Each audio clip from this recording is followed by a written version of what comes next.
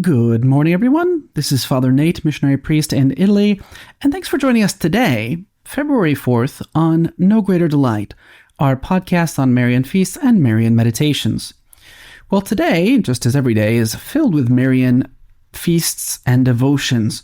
So first stop will take us to Forlì, Italy, where they celebrate Our Lady of Fire. Now, this tradition dates back to 1428, when, on the night between February 3rd and 4th, a fire broke out in the school in Forlì, and it burned over the few days. Now, the townspeople gathered afterwards to see the ruins, and they were astonished to find, in the rubble, a woodcut of the Virgin and Child. It had been important in the student devotions, and it was intact. By order of the mayor and the papal legate, the miraculous image was moved to the cathedral the following Sunday. In 1636, a magnificent marble chapel was dedicated to Our Lady of Fire in the cathedral's left aisle. And throughout the region, her image is often reproduced on doorways and carts to protect them from fire.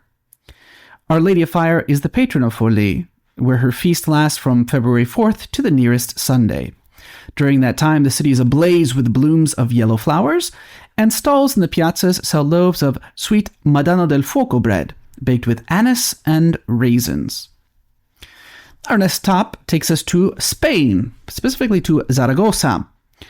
When Pope St. John Paul II visited the shrine of Our Lady of El Pilar in Zaragoza on pilgrimage, he said that Our Lady of El Pilar, Our Lady of the Pillar, was the mother of the Hispanic peoples. We could say, by means of comparison, that the devotion of the Spaniards to El Pilar is like Fatima to the Portuguese or Knock to the Irish. Now, there's many different sources that describe Our Lady's connection with the Zaragoza shrine, and they describe it as follows. While Our Lady was in Ephesus before her Assumption, Jesus appeared to her and asked her to go with the angels to see St. James, who was in Zaragoza at the time. She was to tell James that Jesus wished him to return to Jerusalem to be martyred. So the tradition of the shrine at El Pilar, as the Spaniards call it, as given by Our Lady in an apparition to Sister Mary Agreda, is described in the City of God, her book, right? She says that Our Lady was carried on a cloud by angels to Zaragoza during the night. And while they were traveling, the angels built a pillar of marble and a miniature statue of Our Lady. So then Our Lady gave the message to St. James and added that a church should be built on the site where the apparition took place, right? So the pillar and the image were to be part of the main altar, right? It's a very important devotion. What's interesting here is that it's assumed that this took place before Our Lady's Assumption. And so people have said that for 12 years before Our Lady's Assumption, the people of Spain were venerating Our Lady as Our Lady of the Pillar, right? Again, according to Sister Mary Agreda, Our Lady was 54 years of age and living in Ephesus when this happened, and she was 67 when she was assumed into heaven, which makes her appearance in Zaragoza prior to her Assumption. And this is the only apparition of Our Lady that we have heard of taking place prior to her Assumption, right? They say it took place in 40 or 41 AD. Now we head up to, another place in Spain, in Sevilla, in Andalusia, Spain, in the town of Guines. And they celebrate Nuestra Señora de Belén, Our Lady of Bethlehem, right? And this is celebrated on the Sunday nearest the Feast of the Presentation of Jesus in the Temple. That's February 2nd, right? The statue of Our Lady of Bethlehem descends from the parish church on this beautiful litter by members of the Sacramental Brotherhood. These are men and women who sponsor various devotional activities throughout the year. This processional exit, or outing as it would be, takes the image of this beautiful image from its altarpiece, out of the church named for her, and throughout the town's streets. They've been decorated with arches of colored paper, Spanish flags, and green flags, which is the color of Our Lady here. It's accompanied by town officials, confraternity members, many children, and even a marching band, right? And spectators throw petals, like flower petals, as the procession goes by. At the feast day mass on February 2nd, children born or baptized in Guinness during the past year are presented to Our Lady of Bethlehem, just as Mary and Joseph presented Jesus in the temple. The ceremony sometimes is followed by the besamanos, which is literally to kiss the hands, like the devotees come forward and kiss the hands of Our Lady. And the priests bless baskets of rosquillas, traditional donuts, which are distributed on Procession Sunday. Now, people might ask, where does this image come from? Well, it was carved probably in the 1600s by an artist whose name we do not know, right? And then last but certainly not least, we go south to Notre Dame de Yagma in Kadiogo in center Burkina Faso. In 1967, construction began on a Lourdes grotto on a hill near Yagma, 8 miles from the capital of Burkina Faso in West Africa. First pilgrimage took place there in 1968 and was completed April 22nd, 1969. In 1978, construction of the church began, which was still unfinished because they didn't have money. But in the 1980s, a young woman named Marie-Rose Caboret and members of her prayer group began reporting apparitions and messages from Marian Jesus there, right? There was a lot of attention because she had a vision of the assassination of the Marxist president Thomas Sankara on October 11th, 1987. And it got attention because 4 days later, it came true.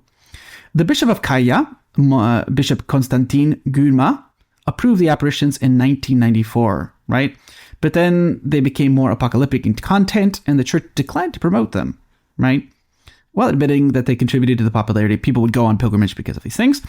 On January 29th, 1990, Pope St. John Paul II himself visited Yagma and donated a statue of the Virgin, installed 2 weeks later during the blessing of the newly built grotto on February 11th, right? The feast day of Our Lady of Lourdes. The diocesan pilgrimage takes place the first Sunday in February, and it comes from all throughout the Ivory Coast, right? And so that's very interesting. Those are our feasts for today, February 4th. For today's Marian meditation, taken from the book by Father Ildefonso Villar, we start with meditation 33, which actually considers the text of the Magnificat itself. And these meditations will continue all the way up until meditation 39, right? So these are, we could say they're shorter meditations in the sense they only have 2 points, but each point is much longer. So we'll just split these meditations up into 2, and we'll go all the way through up until meditation 39. So here we are, meditation 33, the Magnificat. So marvelous and rich in meaning are the words of the Magnificat that we cannot possibly glide over them.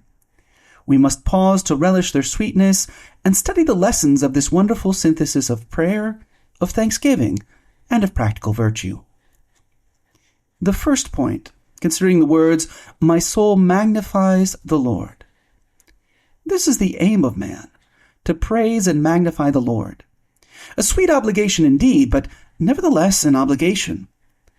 God has created all for his glory, but proper glory can be given to him on earth only by man.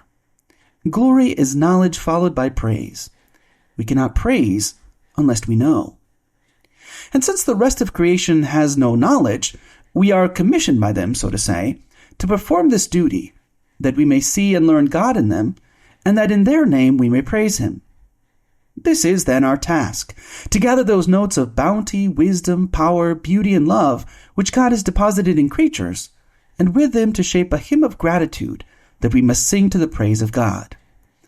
A magnificent and sublime duty indeed. How do you fulfill it? Do you know how to praise God? Do you strive to know him the better in order the better to love him? Whenever you do not do so, you fail in your duty.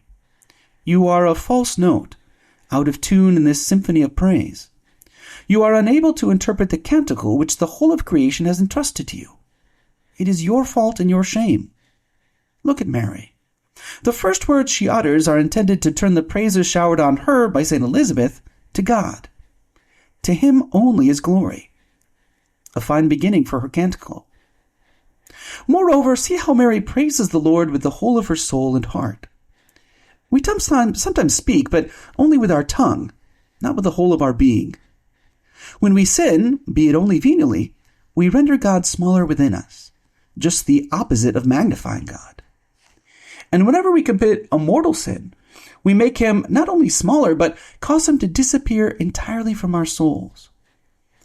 All the saints with their works magnify God. They enhance and magnify God with themselves with their sanctity. Not always, of course, since they also had their faults and imperfections. Mary is the only one that never, for a single moment, ceased magnifying and enhancing God's presence in her most pure soul. Mary says, "My soul magnifies," in the present tense, not in the past nor the future, but now and always. One would say that this was her perpetual preoccupation, her principal job, as though she had no other. Meditate on this example and think how you yourself compare. Oh, if we would always magnify and increase God's presence within us. If at least we would never make him smaller within us. How great would our sanctity be? We are small and worthless, but with the little we have and in the little way we can, let us, in imitation of Mary, resolve to praise and magnify the Lord. So for today's reading from the Admirable Heart of Mary by St. John Eudes, we conclude this 4th chapter, Strength and Power of God Mirrored in the Admirable Heart of Mary. As you recall in this whole section of the book, we're talking about God's perfections as being mirrored in the heart of Mary. And today, we're talking about his strength and power mirrored in Mary's Immaculate Heart. Hers is the heart of the valiant woman spoken of by Solomon, always inspired with vigorous and manly virtue, through which she accomplishes all things with sovereign perfection and without the least defect. This valiant woman's heart bore the sharpest pain and the most violent anguish, with marvelous constancy and unshakable fortitude. Her intrepid heart crushed the infernal dragon's head, that is sin, prefigured by Holofernes, and the powers of hell fear the Immaculate Heart even as an army in battle array. That's Canticle of Canticles 6:3. Because Our Lady fought courageously against all God's enemies and obtained a glorious victory. But what is more, she vanquished, so to speak, the Almighty herself. For I hear an angel saying to Jacob, "Thou shalt no longer be called Jacob, but your name shall be Israel," which, according to St. Jerome in the Septuagint, means strong against God. That's Genesis 32:28. This interpretation agrees with the angel's own explanation, for after having said, "Thy name shall be Israel," he adds, "For if you have been strong against God, how much more shall you prevail against men?" Jacob had overcome only an angel, but that angel represented God. Hence he was told he had overcome God himself. Jacob's holy daughter, the worthy mother of Christ, has in a way really overcome God himself. How often has she not, through the efficacy of her prayers and merits, and by the power of her love, disarmed the anger of God and arrested the torrent of his indignation, which would otherwise have flooded and destroyed the world because of its innumerable crimes? How many times has Our Lady besought divine vengeance to lay aside the thunderbolts ready to be hurled against criminal mankind?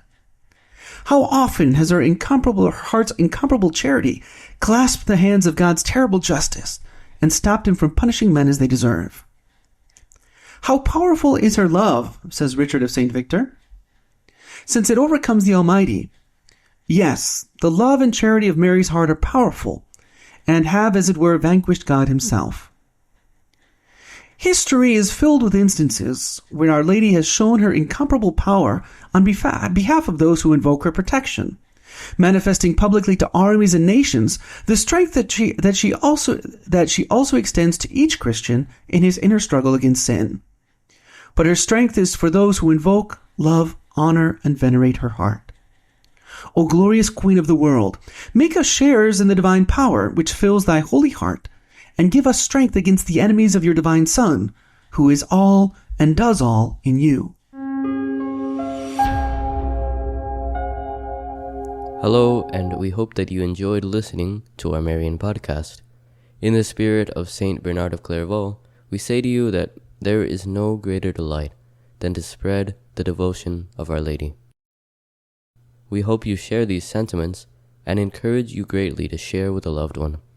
Know that you are always in our prayers, and we ask that you keep us in yours. God bless.